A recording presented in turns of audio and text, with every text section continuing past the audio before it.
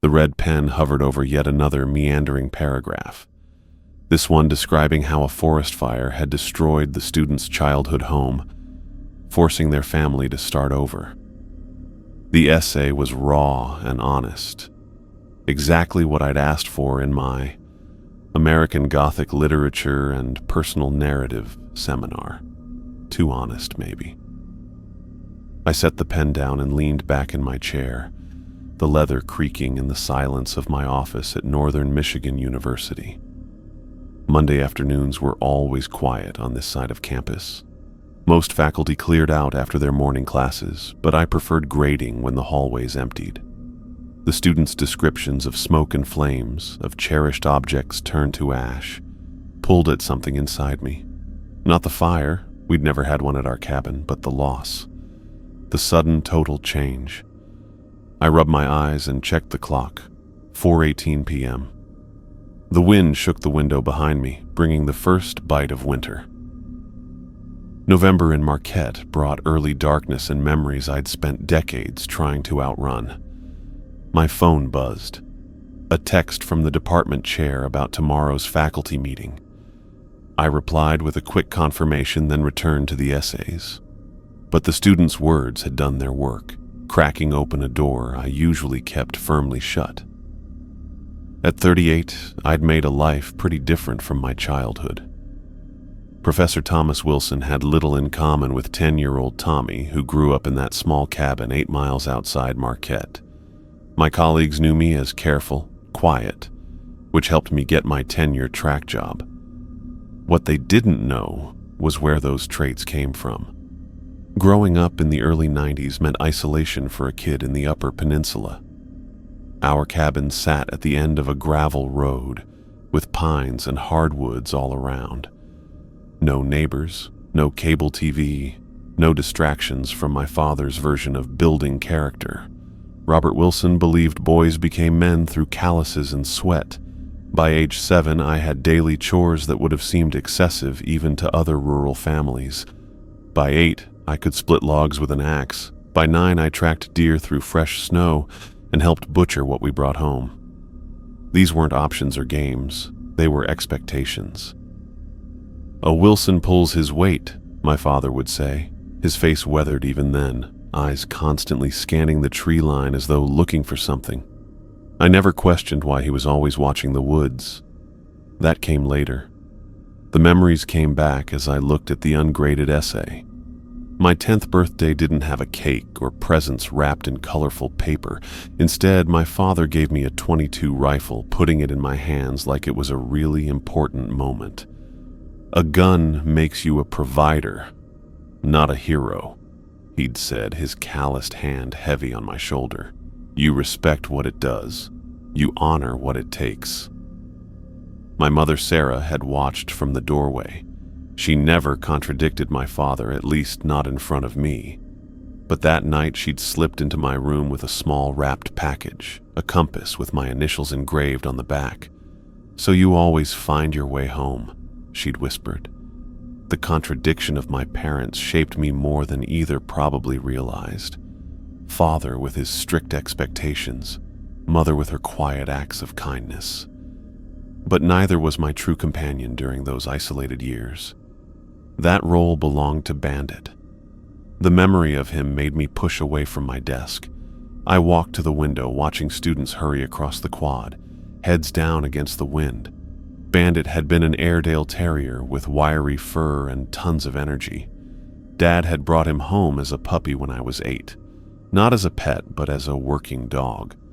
But from the first night, when he'd snuck into my bed and curled against my chest, he was mine. If I closed my eyes, I could still feel his coarse fur against my fingers, still hear his excited bark when I returned from school. He'd follow me everywhere, chopping wood, checking traps, exploring the streams and ridges near our property. He slept at the foot of my bed every night for 2 years. The wind picked up outside my office window, blowing dead leaves around. Fall. It always brought the memories back more clearly, especially thoughts of that particular autumn. 1995. The fall, everything changed. Thanksgiving approached, and with it, the annual family gathering. Uncles, aunts, and cousins would come to my grandfather's bigger property, 20 miles deeper into the woods.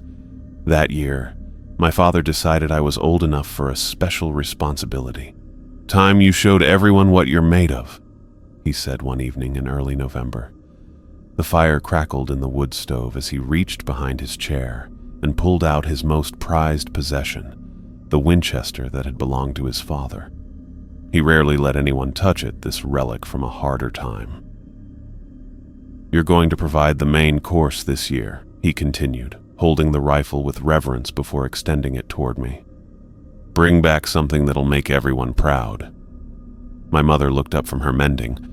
Concern flashed across her face before she smoothed it away. "He's ready, Robert?" My father nodded once, firmly. "He's a Wilson." I took the Winchester, surprised by its weight, by the worn smoothness of the wood stock that had been handled by generations before me. Pride filled my chest, along with a flutter of nervousness. This wasn't the .22 I'd been practicing with. This was the real thing. A man's gun. "Don't let me down," my father said, his eyes holding mine. There was something else there too, something I couldn't name then. Worry? Fear? Whatever it was, it vanished quickly behind his usual stern expression. "I won't," I promised. The next morning would be my first solo hunt with the Winchester. Bandit would accompany me, of course. He always did. I went to bed that night filled with anticipation, visualizing the perfect shot, imagining the approval on my father's face when I returned successful. I didn't know then that I'd return changed, that we all would. I turned from the window in my university office. 28 years later, and sometimes I still felt just like that same kid. I woke before my alarm, too excited to sleep any longer. My grandfather's Winchester leaned against my bedroom wall where I'd propped it the night before. Bandit sensed my excitement, his tail thumping against the floor as I dressed in layers for the November chill.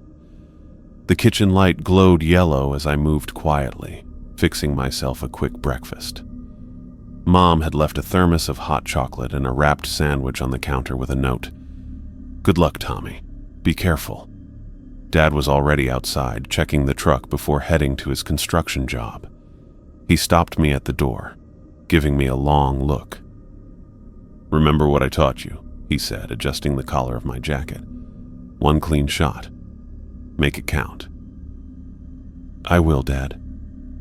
"Bandit stays with you at all times," he added, an unusual hint of concern in his voice. "Back before dark, no exceptions." I nodded, picking up the Winchester like I'd done many times before. It was heavier than my .22. Bandit walked around my legs, eager to get going. Dad got in his truck but rolled down the window. "A Wilson provides," he called out, our family motto almost. "A Wilson provides," I repeated, standing straighter. The forest welcomed us as the first light spread through the trees. Frost crunched under my boots, and my breath clouded in front of my face. November in the Upper Peninsula meant serious cold, but I hardly noticed it. This hunt mattered. My first real chance to prove myself to Dad, to the whole family. Bandit trotted ahead, nose to the ground, perfectly in his element. We'd trained together for smaller game, but he knew this was different. I could tell by the way he moved, more focused, less playful. The woods stretched for miles in every direction. Our property connected to state forest land, creating an unbroken wilderness that made me feel tiny. Usually I felt comfortable there. I had space to breathe, to explore, to escape Dad's watchful eyes for a few hours. Today, it felt like a test. I worried the size of the forest would make it harder to succeed. I followed deer trails deeper into the trees, checking for fresh tracks, rubbed bark, or droppings. Dad had taught me to look for signs in the forest, to notice where branches were broken or leaves disturbed. Bandit ranged ahead, occasionally looking back to make sure I followed. the morning slipped away. 1 hour became 2, then 3. My shoulders ached from carrying the Winchester, and disappointment settled heavy in my stomach. Other kids got video games for their birthdays. I got the chance to freeze in the woods and fail in front of my father. By mid-morning, I was getting really frustrated and losing confidence. I'd seen nothing worth shooting, just squirrels and chickadees. Bandit seemed to pick up on my mood, staying closer, occasionally pressing his warm body against my leg. "What am I going to tell Dad?" I asked Bandit, scratching behind his ears. That I walked around for hours and came back empty-handed. Bandit looked up at me with those brown eyes that always seemed to understand everything. I know. Keep trying." I pushed onward, moving toward the small marsh where Dad said migratory birds sometimes stopped. I pictured returning home with the Winchester in one hand and a big buck dragged behind me with the other. Dad would clap me on the shoulder, maybe even smile. "That's my boy," he'd say. The fantasy kept me going as the sun climbed higher. I stepped carefully, watching where I placed each foot to avoid snapping twigs or rustling leaves. The temperature had warmed enough to melt the morning frost, making the forest floor slightly damp and quiet under my boots. Just as I considered turning back, a sound caught my attention, the unmistakable honking of geese. I looked up through gaps in the branches and saw them, a V formation passing overhead. Without thinking, I raised the Winchester, tracking the lead bird through the iron sights just as Dad had taught me. "Lead the target," his words came back to me. "They're moving faster than you think." I exhaled halfway, steadied my arms, and squeezed the trigger. The Winchester kicked against my shoulder, the report crashing through the quiet forest. One goose folded mid-flight, plummeting through the branches. I'd done it. Joy surged through me as I ran to where the bird had fallen. It was a clean kill. Through the body, not messy. Perfect. I picked up the goose, still warm, and felt a bubble of pride expand in my chest. Not a deer, but a respectable showing for Thanksgiving. Something I'd shot with Grandpa's gun. "Look, Bandit." I turned to show him, already picturing Dad's reaction. That's when I noticed the change in Bandit's posture. His body went rigid, ears forward, the fur along his spine standing on end. A low growl vibrated from his chest, a sound I'd never heard him make before. "What is it, boy?" I whispered, reaching for his collar. Before my fingers could touch him, Bandit bolted. He shot between the trees like he'd been fired from a gun himself, barking like crazy in a way that made my stomach knot up. "Bandit!" I shouted, shoving the goose into my game bag. "Bandit, come back!" I took off after him, Winchester clutched in my hands, branches whipping against my face. Bandit never disobeyed, never ran off. Something was wrong.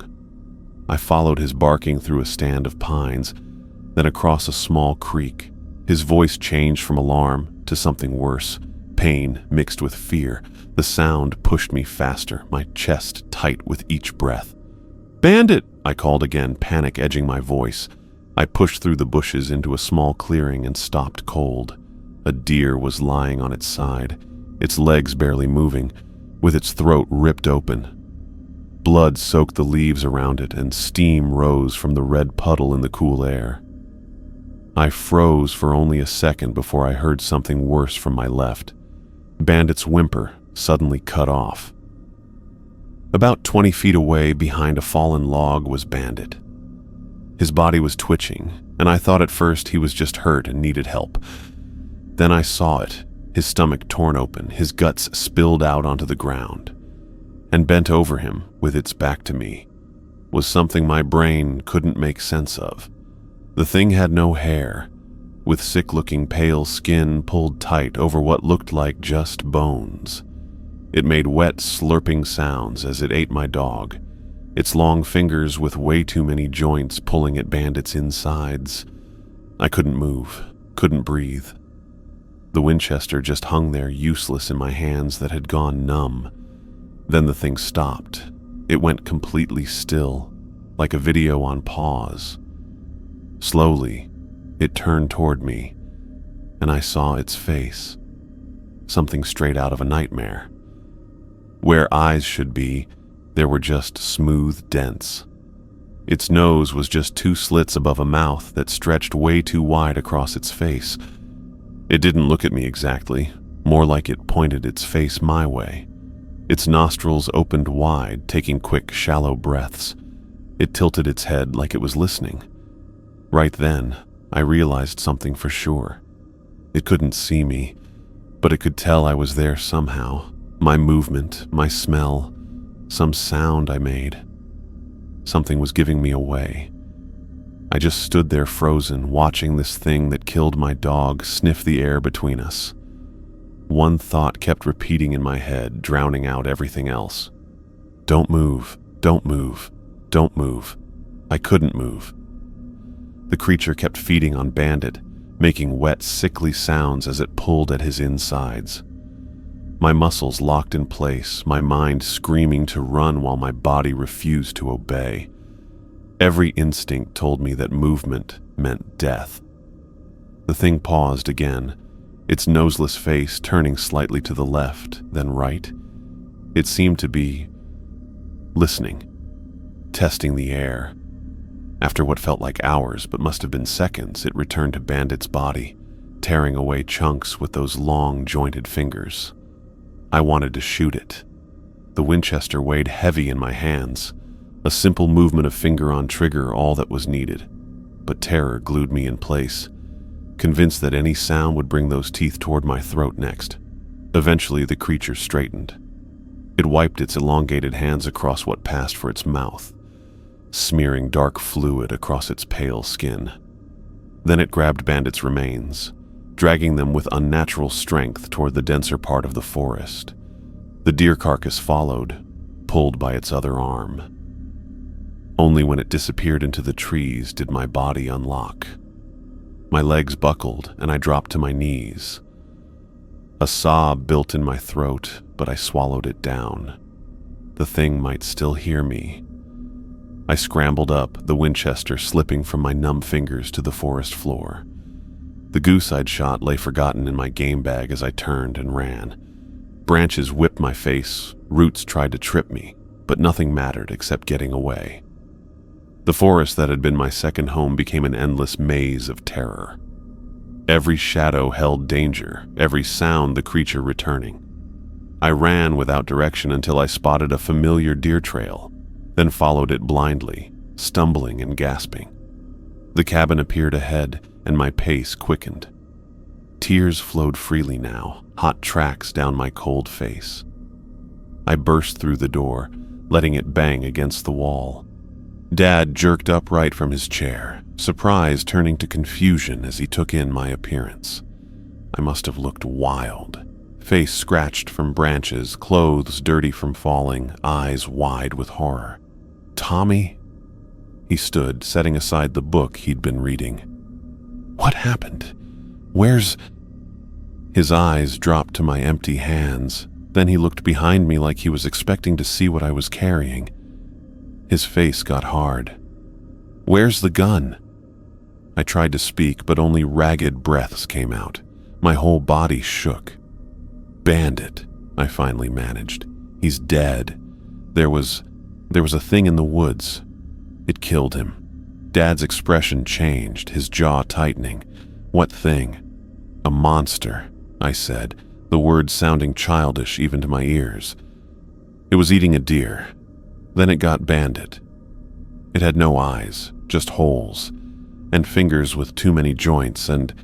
Stop. Dad raised his hand. The word cut through my rambling like a blade. Where is my father's rifle? Mom came from the kitchen then, drying her hands on a towel. Robert, what's going on? She looked at me, worry on her face. Tommy, you're shaking. He came back without the Winchester, Dad said, his voice flat. Says some monster got Bandit. I'm not lying. My voice cracked. It killed him. It tore him open and ate him right in front of me. Dad's expression changed from anger to something worse, disappointment. Making up stories won't bring back my father's rifle. "Robert," Mom said quietly, moving toward me. "Look at him. Something happened. Something happened, all right." Dad grabbed his jacket from the hook by the door. "We're going back right now to get the truth." My stomach plunged. "No, Dad, we can't go back there. It's still out there." He paused, one arm in his jacket sleeve. "You left your grandfather's Winchester in the woods because you got scared. Fine, you're 10. But lying about it?" He shook his head. "A Wilson faces the truth." Mom placed her hand on my shoulder. "Maybe you should let him calm down first, Robert. The sun sets in an hour. We go now." He held my coat out to me. "Put this on." My legs barely carried me as we left the cabin. Mom watched from the door, her face tight with worry. The woods looked different now, threatening in a way they never had before. Dad walked ahead, his back straight, shoulders set in a way that left no room for argument. The silence between us stretched. Usually Dad talked while we walked, pointing out tracks or teaching me the names of trees. Now there was nothing but the sound of our boots on fallen leaves. "Dad," I tried once. "I'm not making it up." "We'll see." The sun was getting lower in the sky by the time we reached the clearing. I hung back, not wanting to see what might be waiting. Dad stopped abruptly. "This where it happened?" I nodded, unable to look. He moved forward, looking at the ground carefully. I forced myself to join him, staying close to his side. The clearing was empty. No bandit, no deer, but dark, rust-colored stains soaked the fallen leaves and moss. In places, the earth had been messed up, leaves scattered in violent patterns. Dad crouched, touching the largest blood stain with his fingertips. "See?" I pointed at the stains. "That's bandit's blood. And over there, that's where the deer was. The thing dragged them both away." Dad stood, wiping his fingers on his pants. His face had reddened, whether from exertion or anger I couldn't tell. "Still sticking to your monster story?" He walked to the fallen log and reached behind it, pulling out the Winchester. "Found this at least." He checked it over carefully, jaw tight. Then he slung it over his shoulder, looking around once more. "Animals drag away carcasses all the time," he said finally. "A coyote probably got your dog. Happens in these woods." "It wasn't a coyote." My voice rose. "I know what I saw." "Where's that goose you shot?" Dad asked, ignoring my outburst. "You did shoot something, didn't you?" I reached for my game bag, then froze.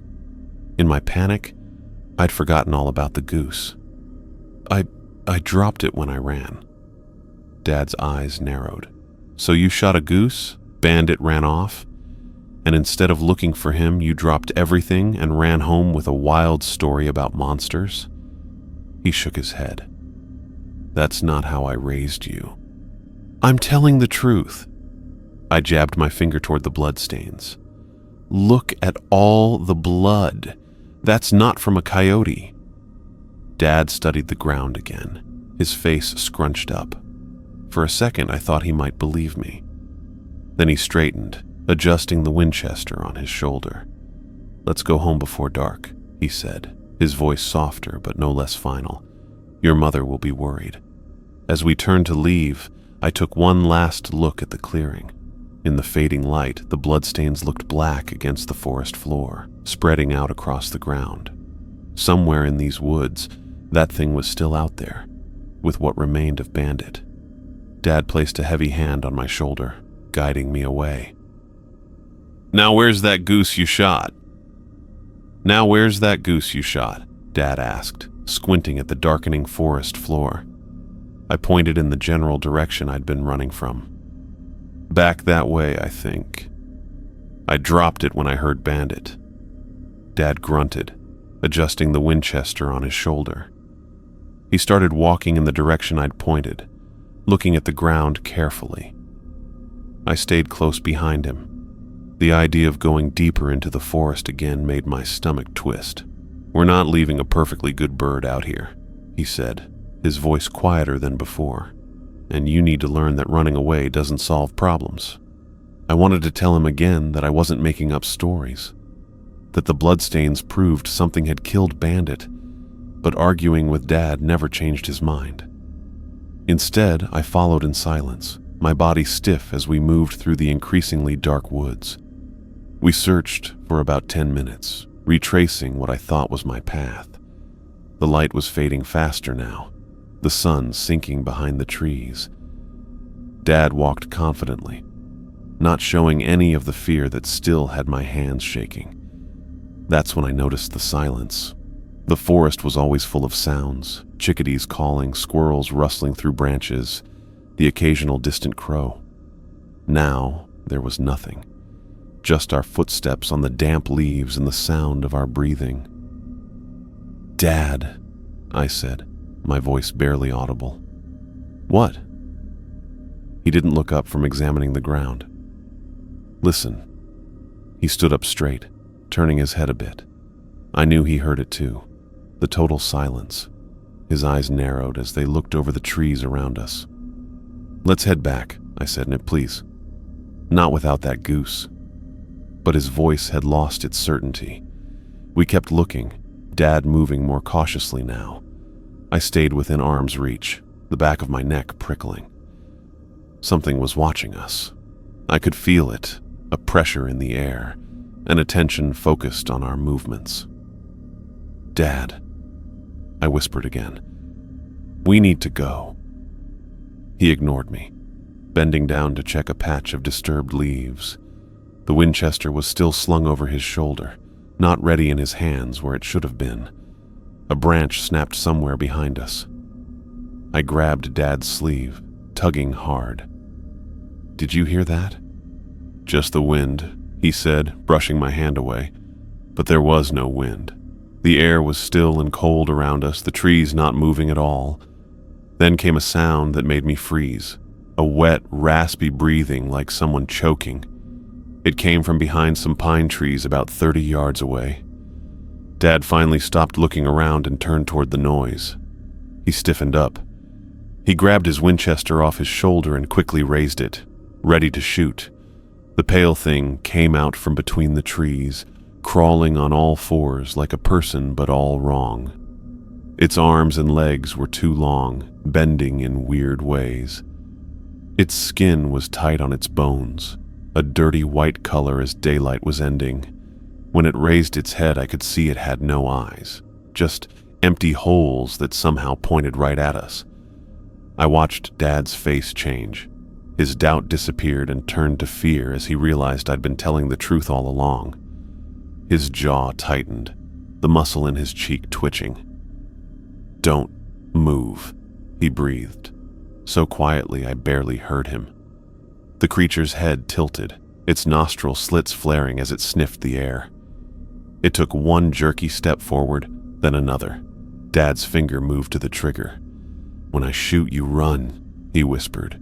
"Straight home, don't stop, don't look back." The gunshot blasted through the quiet forest, the sound bouncing between trees. The creature jerked when the bullet hit its shoulder, black fluid spraying from the wound, but it didn't fall. It didn't even stagger back. Instead, its mouth with no lips opened silently, showing rows of needle-thin teeth.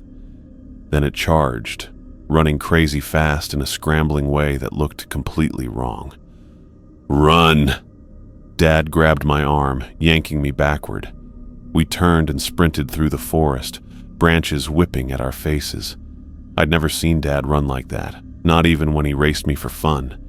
His hand gripped my upper arm so hard it hurt, but that grip saved me when my foot caught a root and I pitched forward.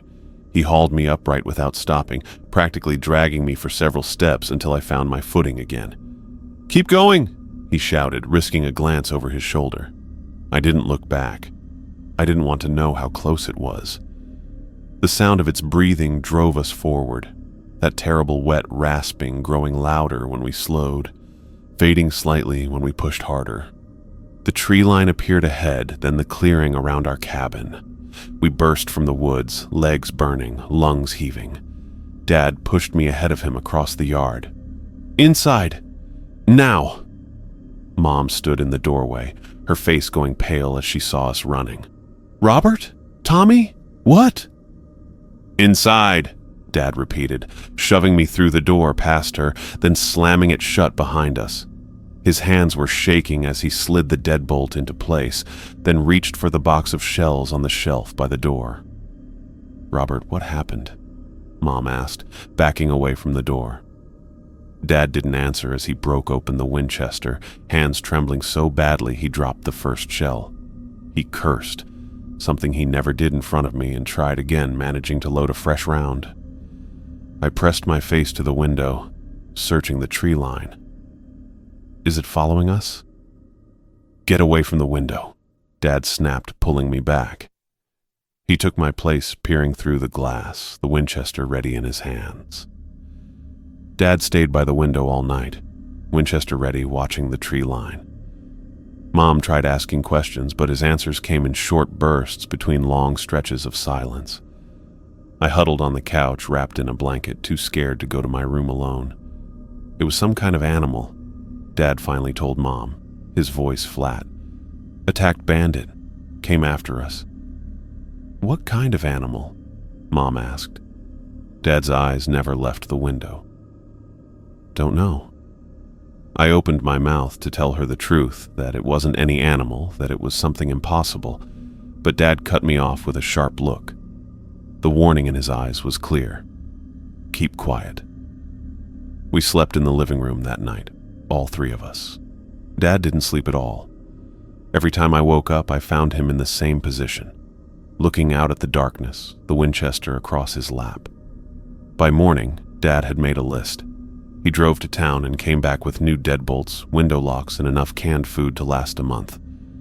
Mom watched him install everything without asking more questions, but her eyes followed him with new worry.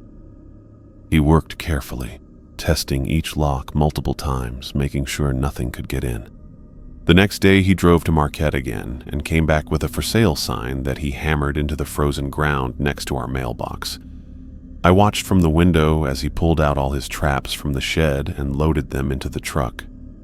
"What are you doing with those?" I asked when he came back inside.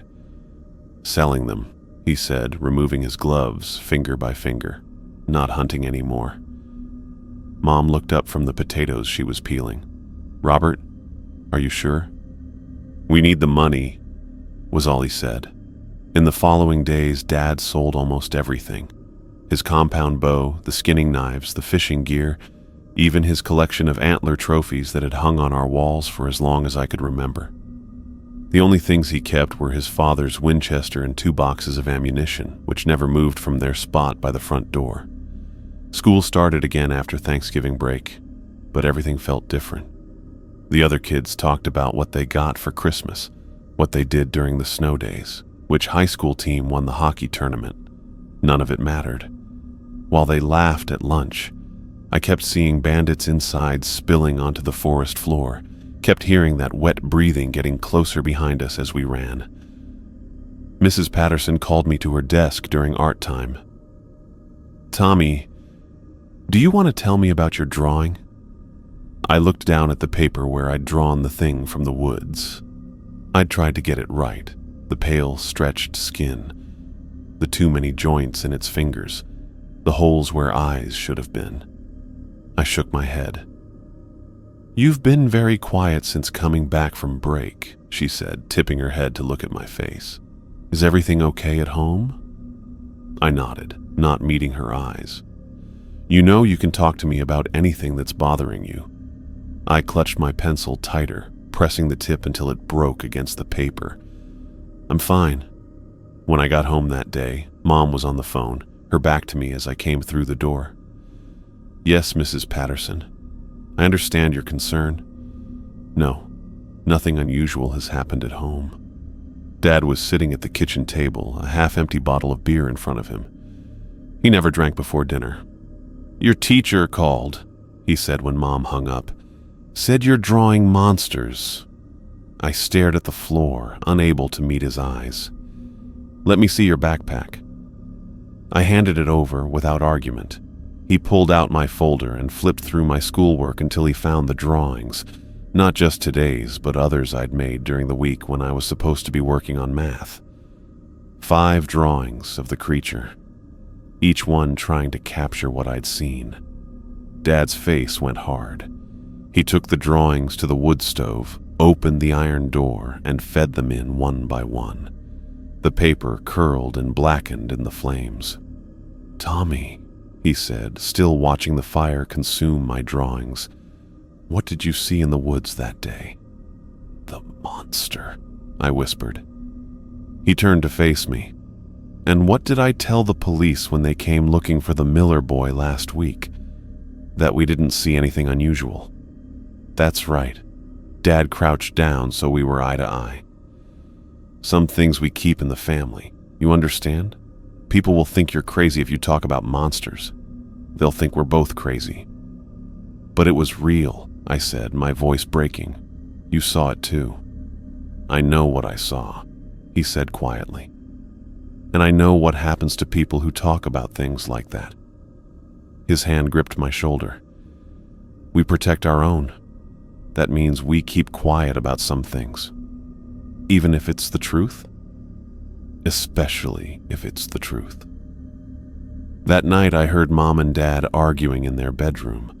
I crept down the hallway, sitting just outside their door where their voices carried.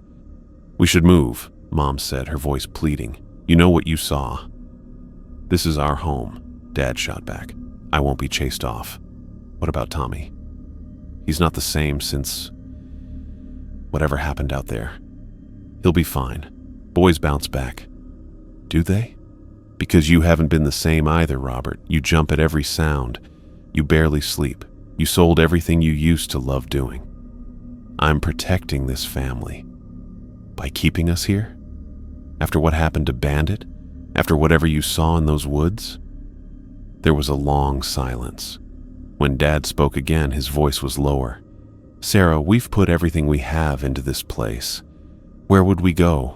What would we do?" "Anywhere else," Mom said. "A place without those woods. And live how? On what?" The argument continued, but I slipped back to my bed, pulling the blankets over my head. I knew we wouldn't move. Dad never changed his mind once it was set. Winter turned harsh after that. Snow piled against the cabin walls in deep drifts, and the wind howled around the corners at night. I used to love winter, sledding down the hill behind our house, making snow forts, tracking animal prints through fresh powder. Now I stayed inside, watching the woods through frosted windows. I only went outside when Dad made me help with chores, and even then, I never turned my back on the tree line. The snow began melting in late March. As patches of ground poked through the snow, Dad started marking off the yard with wooden stakes and string. On a Saturday morning, he woke me early. "Get dressed," he said. "We're going to town for supplies." We drove to the hardware store where Dad bought lumber, chicken wire, and metal posts. The man behind the counter raised his eyebrows at the amount. "Building a chicken coop, Bob?" "A fence," Dad said, handling over cash. "Pretty extensive fencing. What are you keeping in, or out?" Dad didn't answer, just counted his change and headed for the door. Every day after school and all weekend, we worked on the fence. Dad dug post holes while the ground was still partially frozen, cursing as he chipped through the hard earth. I helped carry materials and held posts while he cemented them in place. By the end of April, a 6-foot fence encircled our property, the chicken wire reinforced with wooden slats that restricted the view into the surrounding forest. Dad built a gate with a heavy chain and padlock for the driveway. One evening in May, I found Dad on the porch, smoking a cigarette, another new habit since that day in the woods. The air smelled like spring, with buds forming on the trees and the last bits of snow finally melting away. "Dad," I said, leaning against the railing beside him. Can we get another dog?" He took a long drag, the tip of his cigarette flaring orange in the dusk. "No, but I miss having a dog. And you said a dog is good protection." "There's no replacing Bandit," he said, his voice softening for just a moment before hardening again. "And a dog wouldn't have protected you anyway. Not from that thing." It was the closest he'd come to acknowledging what we'd seen since that night. "Is it still out there?" I asked, the question I'd been afraid to voice for months. Dad flicked his cigarette into the yard, watching the ember bounce and die against the damp ground. "Yes." "How do you know?" He didn't answer right away. When he did, his voice was tight. "I just know. And so do you." He was right. I'd always known deep down that the creature was still out in the woods. The fence, the locks, the Winchester by the door. None of that stuff changed what I knew was true. We were stuck with the memory of what we saw that day. The university campus disappeared in my rearview mirror as I took the highway north toward Marquette County. My colleagues had given me curious looks when I'd announced my sabbatical plans. "You never talk about your father," Dr. Ramirez had said during our department meeting. "And now you're taking a semester to care for him?" I'd shrugged, not knowing how to explain that some bonds weren't about liking each other. Some were about duty, history, and secrets no one else would believe. The drive took 5 hours from Northern Michigan University, though I'd only made it twice in the last 10 years, once for Mom's funeral 6 years ago, and before that for a Christmas visit that ended with Dad and me barely talking. I passed all the usual spots, the gas station, the old paper mill, and the turn onto County Road 553 that went deeper into the woods. My car bounced over the dirt road leading to the property. My stomach tightened as trees packed in tight on both sides. I'd spent years in therapy trying to make sense of what Dad and I had seen that day in November 1995. My therapist had nodded patiently, telling me how trauma and fear can mess with what you see, especially as a kid. Sometimes I almost believed her. Almost. The cabin came into view, looking smaller than I remembered. The wooden fence Dad had built years ago was now falling apart, with whole sections drooping or completely gone. Dead leaves had piled up at the bottom, looking like nobody had raked in months. The for sale sign was gone. Dad never actually sold the place or moved away like Mom wanted. I parked next to Dad's old Ford pickup. The truck's paint had worn away to gray with rust on the wheels. When Uncle Jim called about Dad's stroke, he told me the doctors took away his driving privileges. "Not that he goes anywhere," Uncle Jim had said. "Barely leaves the house these days." My bags felt really heavy as I took them from the trunk. The afternoon sun was low behind the trees, but the cabin windows were dark. I stopped at the front step, key in hand. After being away so long, it felt weird to just walk in. I knocked and waited. Nothing. I knocked again, louder. "Dad, it's Thomas." No response. I got really nervous. Had he suffered another stroke? I twisted the key in the lock and pushed open the door. The cabin smelled musty, like old books and wood smoke. I squinted to see in the darkness. The curtains were pulled shut on every window, letting in only small bits of light. "Dad?" I called again, setting my bags down just inside the door. A figure moved in the living room. I spotted someone sitting in the old armchair that had always been Dad's spot. "You came." His voice sounded rougher than I remembered, like it was worn down by age. As my eyes got used to the darkness, I could see him better. Dad had always been big and solid, but the man in the chair looked smaller somehow, like he'd shrunk. His face had new wrinkles, deep lines around his mouth and between his eyebrows. His hair had turned completely gray. But what caught my attention most was the Winchester rifle across his lap. The same one I'd dropped in the forest that day. The one he'd used to shoot the creature when it attacked us. "Course I came," I said, stepping farther into the room. "Jim said you needed help after the stroke." Dad's eyes never left mine, checking me out with that uncomfortable staring thing he'd always done. His right hand sat on the Winchester's stock, left hand near the trigger guard, not pointing it at me, but not relaxed either. "What's with the gun?" I asked, trying to keep my voice casual as I set down my other bag. Dad's fingers tightened on the rifle. Something flickered in his eyes that took me back 28 years in an instant. That same look I'd seen when we'd burst from the woods running for our lives. "It's back," he whispered. 2 words.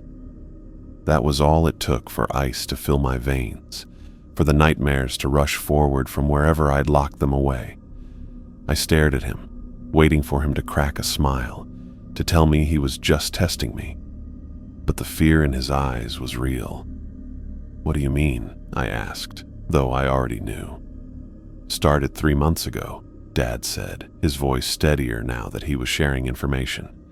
"First, pets disappeared from houses down the road. The Miller's German Shepherd taken right from their yard. Then the Anderson cat, 3 more after that." I stepped closer and turned on a lamp next to the couch. The bright light made Dad blink, but he kept going. "Then the Miller boy went missing.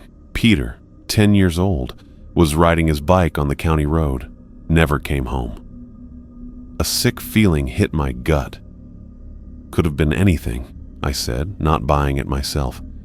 "Coyotes grab pets all the time, and kids run away." Dad's mouth tightened. "That what you tell yourself at night? That what you've been telling yourself for 28 years? I didn't answer. We both knew I still had nightmares about that day, about Bandit lying torn open, about running through the woods with that wet breathing getting closer behind us. "You've seen it?" I finally asked, sinking onto the couch across from him. Dad nodded once, a sharp downward jerk of his chin. "By the old oak. Same as before. Same everything." "Did you tell the police about the boy?" What could I say? Dad's laugh was bitter. That I saw the same monster that killed a dog 28 years ago, that no one believed us about then? He was right. We'd never told anyone the full truth of what we saw. When the police had come around asking about the Miller boy back then, the first Peter Miller, we'd said we hadn't seen anything strange in the woods. "Could be coincidence," I said weakly. "You don't believe that?" I didn't. The timing was too perfect. My father's stroke bringing me back just as the thing showed up again, as if it had been waiting all this time. "How's your recovery going?" I asked, changing the subject. Jim said it was a minor stroke. Dad waved a hand dismissively. "Left side was weak for a couple weeks. Better now." He tapped the Winchester with one finger. "Can still shoot straight." I looked around the cabin. It looked like it hadn't been properly cleaned in months. Mail was piled on the kitchen table, dishes stacked in the sink. A single plate with leftover canned stew sat on the coffee table. "When did Mom's houseplants die?" I asked, noticing the row of brown, withered stems on the windowsill that had once been Mom's pride. "After she did," Dad said flatly. The words hung in the air between us. 6 years, and we'd never really talked about Mom's death. I'd come for the funeral, stayed 3 days, and left. Dad hadn't called once since. "I'm going to unpack," I said, standing up. "Then I'll make us some dinner." Dad nodded, but his eyes looked toward the window, toward the woods past the old fence. His fingers stayed on the Winchester. I picked up my bags and went to my old bedroom. Dad had kept it mostly the same, though the posters I'd had on the walls were gone, leaving behind lighter squares of paint. My bed had fresh sheets. He must have gotten ready for me coming home, even though he wasn't doing well. I sat on the edge of the bed, touching the quilt Mom had made years ago. The walls felt too close, the woods too near. We were back where we started, Dad and I, with the Winchester and the creature and the fear that lived between the trees. But this time, I wasn't a child. This time, Whatever was out there wouldn't find us unprepared. I spent my first full day at the cabin cleaning. Dad watched from his armchair, the Winchester never leaving his lap, as I scrubbed counters and swept floors thick with dust. The physical labor helped quiet my mind, pushing away thoughts of what might be in the woods beyond our property. "You don't have to do all that," Dad said as I wiped down the refrigerator shelves. "Place needs it." I dumped another container of expired food into the trash. "When's the last time you went grocery shopping?" He shrugged. "Jim brings things sometimes." By evening, I'd made a list of supplies we needed and drove to the small general store in town. The cashier, an older woman with gray hair and a tight bun, looked me over as she rang up my items. "You're Bob Wilson's boy," she said. Not a question. "Yes, ma'am." "Heard he had a stroke. How's he doing?" "Better. I'm staying with him for a while." She nodded, bagging my groceries quickly. "Good. Man shouldn't be alone out there, especially with what's been happening." I paused. "What's been happening? You haven't heard?" She lowered her voice. 5 pets gone missing in the last 3 months. 2 hikers never came back from a day trip up near Hogback Mountain. And now that poor Miller boy. My stomach tightened. What happened to him? Disappeared 3 weeks ago. Was riding his bike on County Road 553. They found the bike, but no boy. She shook her head. Search parties combed those woods for 2 weeks before they called it off. His poor parents. I paid for the groceries, my mind racing. Back at the cabin, I didn't mention the conversation to Dad. He had enough to worry about. The next morning, I drove into Marquette and found a copy of the local newspaper. Sure enough, there was a small article about the search for Peter Miller being officially suspended. 10 years old. Same age I'd been when we ran into the creature. Same name as the boy who disappeared back then. I spent the rest of the week gathering information. The library archives confirmed the pattern, the same as before. Pets disappearing first, then hikers, then a child. I checked online forums where local hunters posted. Several mentioned weird noises in the woods at night and game cameras going missing. At the diner in town, I sat alone with coffee and a sandwich, listening to the conversations around me. 2 men in flannel shirts and worn caps sat at the counter, their voices carrying. "3rd camera this month," one was saying. "Just vanishes. No tracks, nothing." "You think it's kids?" his companion asked. "Kids don't go that deep in the woods, and they don't take just the camera and leave them out." "What did you catch on the footage before it disappeared?" The first man paused. "Nothing clear. Just movement. And the deer all got scared at once, looking at something off camera." I noticed the pattern, the same as before. The creature was setting up its territory, getting rid of anything that might take its picture. It was hunting. Dad stayed by the window most days, Winchester ready, eyes checking the tree line. I brought him food, made sure he took his medication, tried to talk to him. Sometimes he'd talk about Mom, about the years after I left for college, but mostly he watched the woods with total focus. "You should go back to the university," he told me on the 5th night as I set a plate of dinner beside him. "Nothing you can do here. I'm not leaving you alone." He looked at me then, really looked at me for the first time since I'd arrived. "You still see it, don't you? In your dreams?" I didn't answer, which was answer enough. "It marked us somehow," Dad said quietly. "That day in the woods. It's been waiting. For what? For you to come back." I slept poorly that night, my dreams filled with pale limbs and wet breathing. Around 3 in the morning, a hand shook me awake. Dad stood over my bed, finger to his lips, the Winchester in his other hand. "There," he whispered, pointing toward the window. I got up quietly and went to the window. The moon was bright in the yard. At first, I didn't see anything except the broken fence and the dark trees beyond. Then I noticed something moving. Near the trees, something pale moved between the trunks. I stopped breathing when it came partly into the moonlight. The creature from my nightmares. Skin tight over a long body, it moved in that same weird way I remembered, like a horrible copy of how humans move. Its limbs bent wrong as it crept along the edge of the woods, its head turning like it was checking out the cabin. I just stood there, my adult brain trying to make sense of what I'd seen as a kid all those years ago.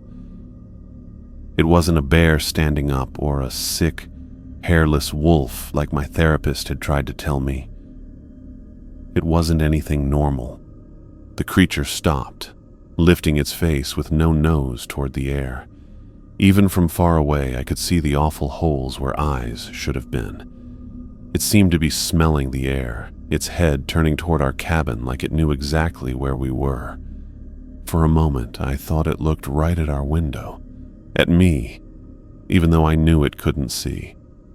Then it disappeared back into the darkness between the trees. Dad's hand grabbed my shoulder. "Told you," he whispered.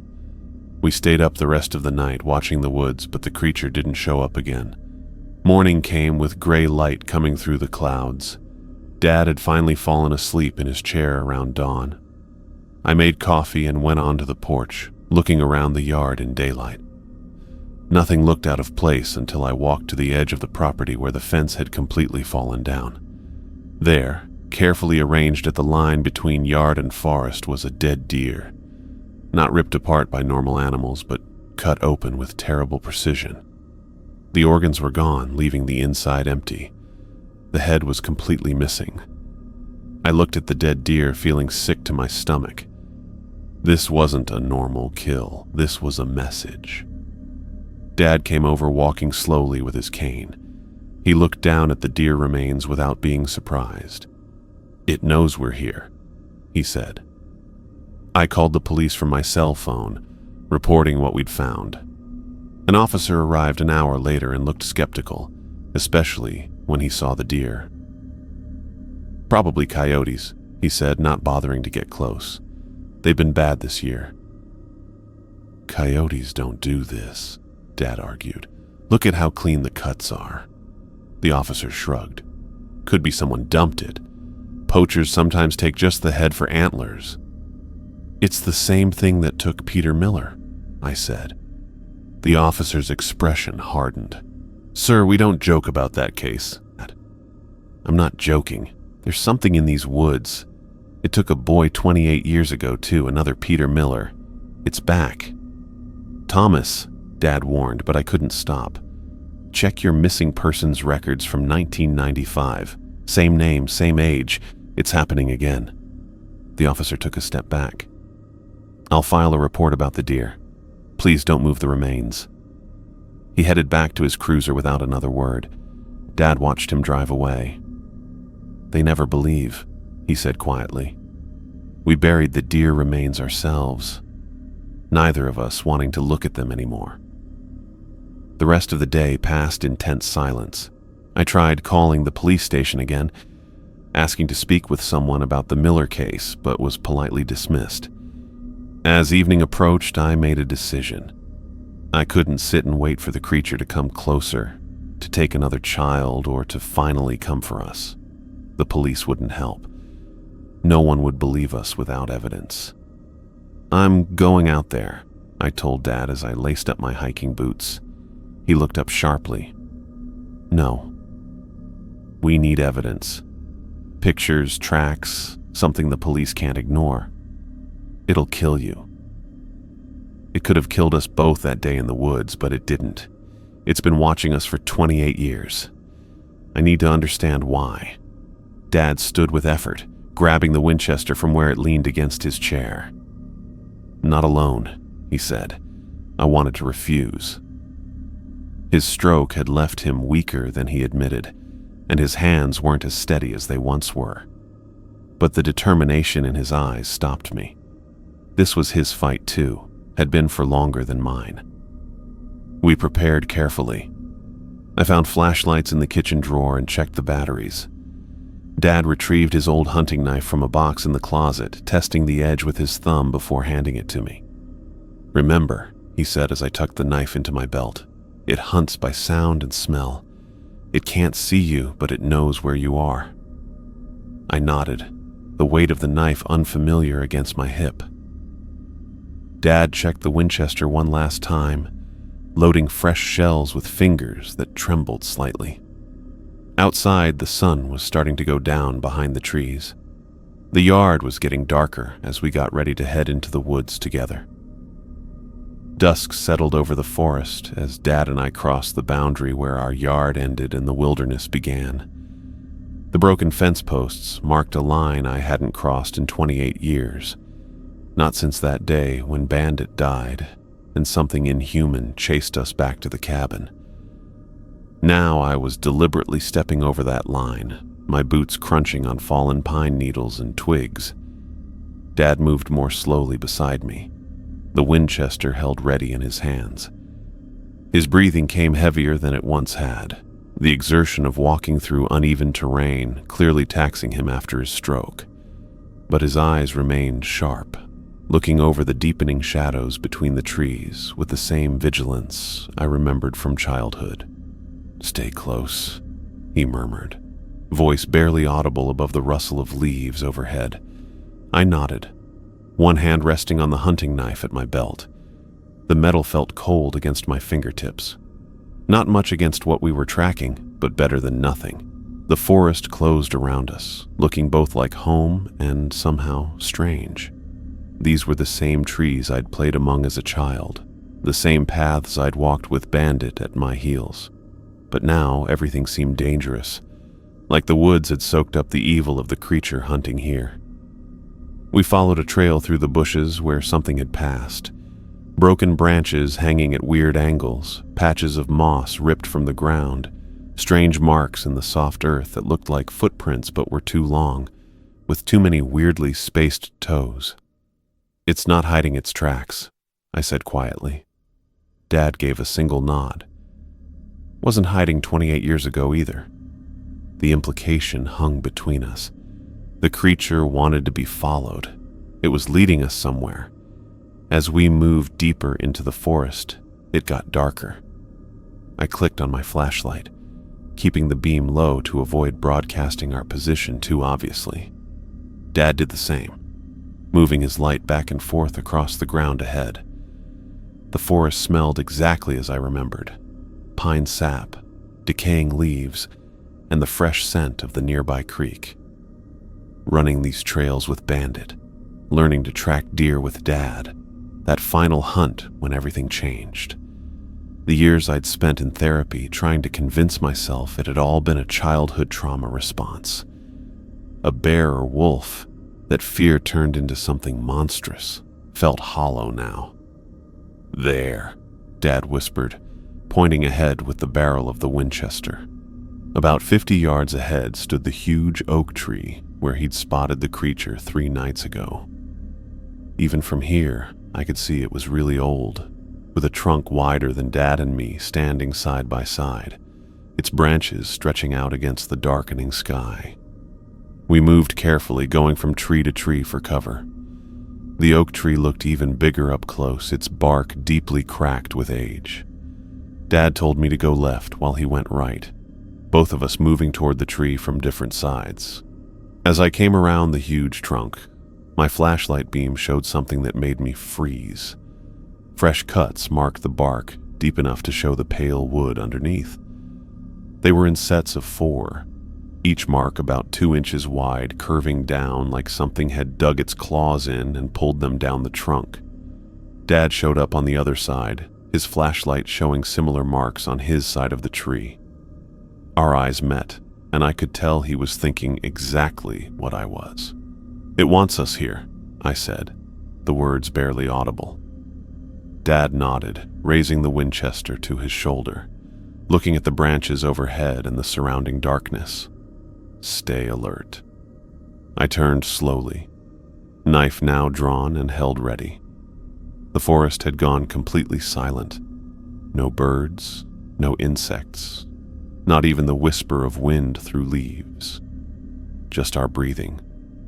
The attack came without warning, a rush of movement from above, a pale creature dropping from the branches super fast. Dad cried out as the creature landed on his back, knocking him to his knees. The Winchester hit the tree trunk but didn't fire. I didn't think. I reacted. 3 strides brought me to them. The creature was on top of Dad.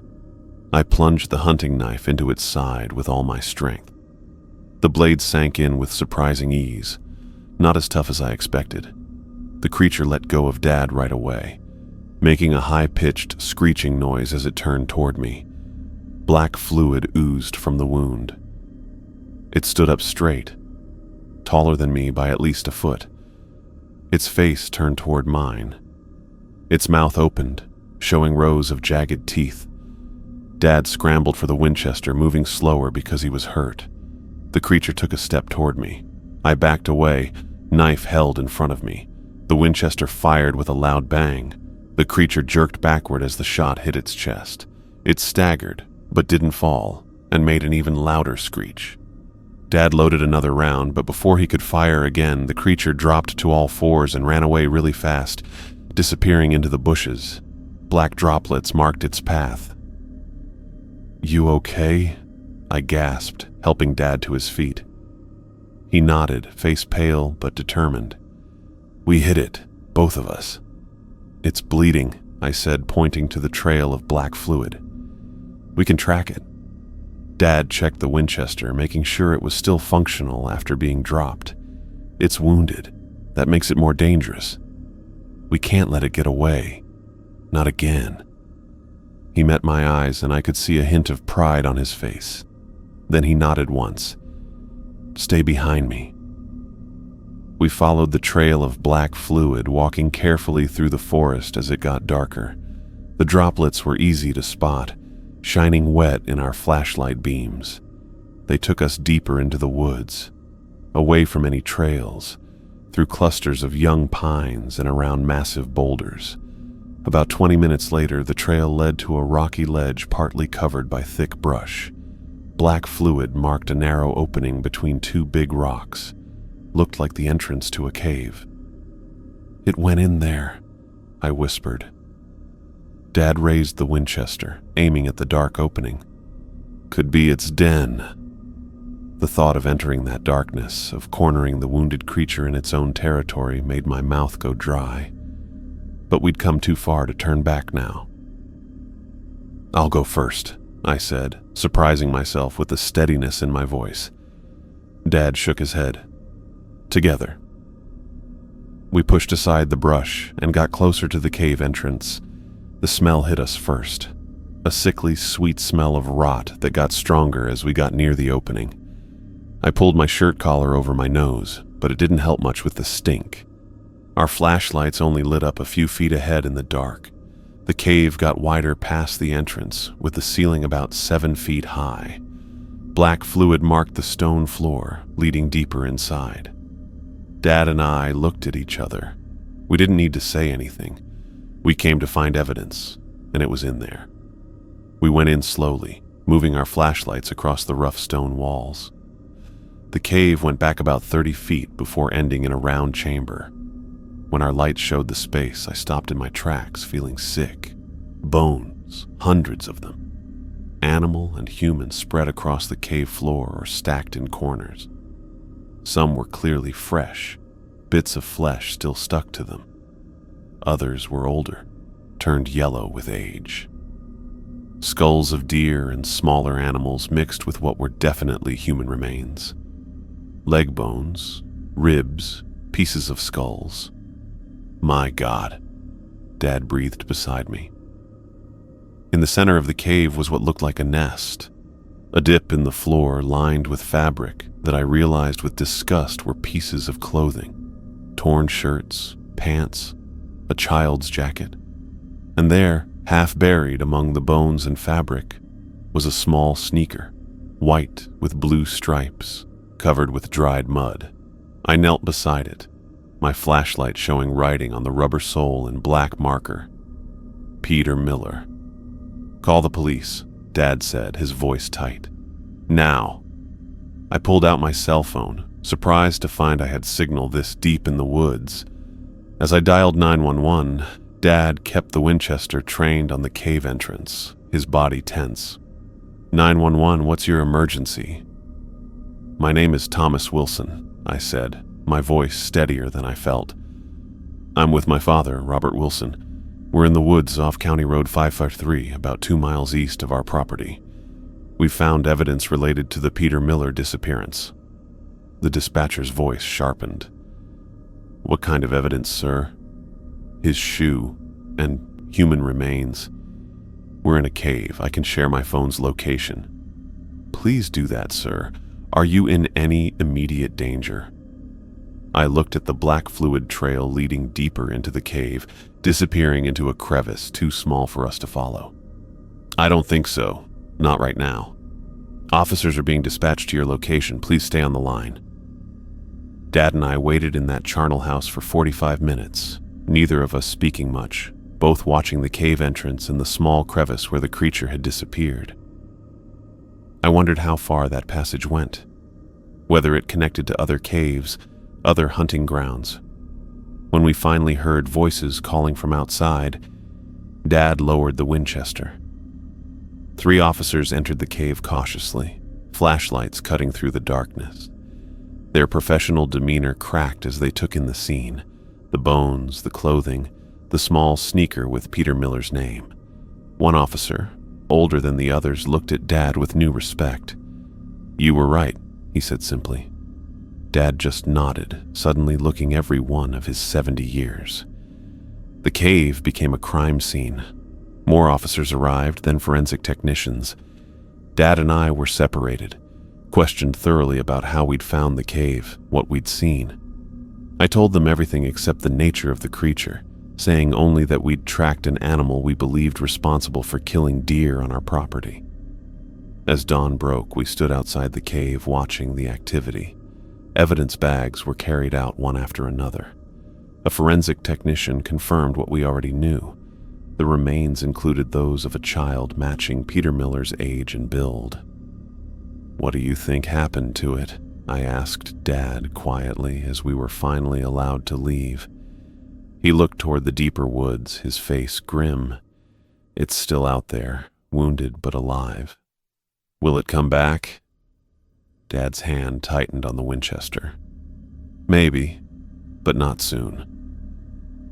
We walked home in silence as morning light came through the trees. The forest seemed different now, still dangerous, but no longer holding the same power over us. We had faced our terror together and survived again. At the edge of our property, Dad paused, looking back at the woods. You were right to come back, he said. I nodded, understanding what he meant. Some things couldn't be outrun or forgotten. Some things had to be faced. We crossed the broken fence line together, returning to the cabin as the sun rose fully above the trees.